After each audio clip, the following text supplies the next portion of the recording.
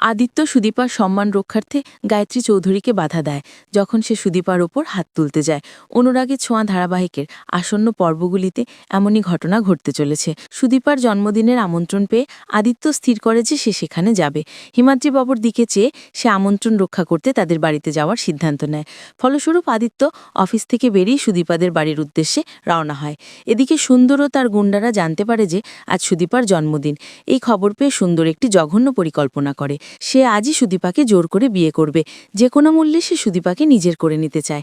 হিমাদ্রিবাবু বাড়িতে না থাকায় সুন্দর তার দলবল নিয়ে সুদীপার বাড়িতে হামলা চালায় এবং জোরপূর্বক সুদীপাকে অপহরণ করে।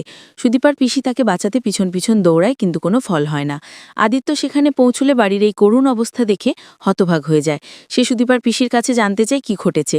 কান্নাজড়িত কণ্ঠে সুদীপার পিসি জানায় যে তারা দিদিমণিকে তুলে নিয়ে গেছে এবং সে জানে না তারা কোথায় আছে। আদিত্য বুঝতে পারে এই ভয়ঙ্কর বিপদ থেকে সুদীপাকে রক্ষা করার দায়িত্ব তারই, কারণ হিমাদ্রিবাবু অনুপস্থিত এবং গ্রামের সব মেয়ের নিরাপত্তার ভার এখন তার, যেহেতু সেই গ্রামের বড় পুলিশ অফিসার। আদিত্য সুন্দরের গুন্ডাদের গাড়ির পিছু নেয়। এদিকে সুন্দর সুদীপাকে জোরপূর্বক বিয়ে করার উদ্দেশ্যে মন্দিরে নিয়ে যায়। সুন্দরের লোকজনেরা পুরোহিত সহ সমস্ত আয়োজন করে রাখে এবং জোর করে সুদীপাকে বিয়ের মণ্ডপে বসায়। সুন্দর বিদ্রুপ করে বলে, কিরে সুদীপা, আজ তোকে কে বাঁচাবে? কেউ পারবে না। আজ তুই আমার স্ত্রী হবি, আমারই। এরপর তোর সাথে আমার ফুলশয্যা হবে। সুন্দর জোর করে সুদীপার সিঁথিতে সিঁদুর দিতে গেলে দেবদূতের মতো হাজির হয় আদিত্য। সে সুন্দরকে আচ্ছামতো প্রহার করে, তবে মারামারি চলাকালীন আকস্মিকভাবে আদিত্যের হাত থেকে সিঁদুর সুদীপার সিঁথিতে পড়ে যায় এবং তাদের বিয়ে সম্পন্ন হয়। সাথে সাথে মন্দিরের ঘণ্টার ধ্বনি বেজে ওঠে।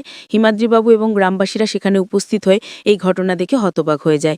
হিমাদ্রিবাবুর দিকে তাকিয়ে আদিত্য উপলব্ধি করে যে তার কারণেই এই পরিবারটি আজ বিপদের সম্মুখীন এবং অসম্মানিত হচ্ছে। প্রতিবেশীরা বলাবলি করতে থাকে যে এই পুলিশ অফিসারের সাথেই সুদীপার বিয়ে হয়ে গেছে এবং তাকেই এখন সব দায়িত্ব নিতে হবে। আদিত্য এগিয়ে এসে হিমাদ্রিবাবুকে আশ্বস্ত করে এবং বলে, হিমাদ্রিবাবু চিন্তা করবেন না, আমার ভুলের কারণেই এসব ঘটেছে, তাই আজ থেকে এর সমস্ত দায়ভার আমি নিচ্ছি। আমি সুদীপাকে নিয়ে আমার শহরের নিজের বাড়িতে যাচ্ছি ও সেখানেই পড়াশোনা চালিয়ে যাবে। হিমাদ্রিবাবু কি বলবেন তা বুঝে উঠতে পারেন না, কারণ গ্রামবাসীরা সবাই মনে করে আদিত্যের সাথেই সুদীপার বিয়ে হয়েছে এবং আদিত্য সুদীপাকে নিয়ে নিজের বাড়ির উদ্দেশ্যে রওনা হয়। অন্যদিকে অভ্রজিতা ও পরমার বিয়ের আয়োজন চলছিল। ঠিক সেই মুহূর্তে আদিত্য ও সুদীপা চৌধুরী বাড়ির গেটে এসে হাজির হন। তাদের দেখে চৌধুরী বাড়ির কর্তা গায়ত্রী চৌধুরী অত্যন্ত ক্ষুব্ধ হন এবং আদিত্যের পাশে থাকা সুদীপাকে মারতে তেড়ে যান। গায়ত্রী সুদীপার গায়ে হাত তুলতে উদ্যত হলে আদিত্য তার হাত ধরে ফেলে এবং স্পষ্ট জানিয়ে দেয় যে সে তার স্ত্রীর সাথে কোনো অন্যায় হতে দেবে না। তো বন্ধুরা, আপনারা কি চান যেভাবেই আদিত্য সুদীপার সম্মান রক্ষা করুক এবং গায়ত্রী চৌধুরীকে বাধা দিক? আপনাদের মতামত কমেন্টে জানাতে ভুলবেন না।